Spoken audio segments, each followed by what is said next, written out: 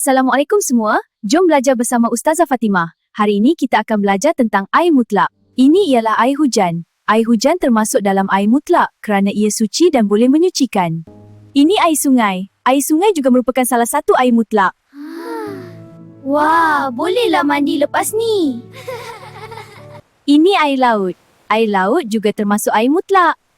Wah, kita dah belajar 3 jenis air mutlak. Okey, jom kita belajar lagi. Sekarang kita berada di kawasan atas air. Air mata air ini juga merupakan air mutlak. Cuba lihat air di atas daun ini. Ini namanya air embun. Air embun juga termasuk air mutlak. Oh, air ini pun boleh berwuduk ya Ustazah? Ya, betul sangat. Anak-anak, ini ialah air perigi. Air perigi ini termasuk dalam air mutlak. Baik, Ustazah. Mesti sejuk kan kalau mandi air perigi ni? Lihat sekeliling kamu. Sejuknya, Ustazah. Kita kat mana ni? Kita sekarang berada di kawasan bersalji. Untuk pengetahuan kamu semua, air salji juga adalah air mutlak.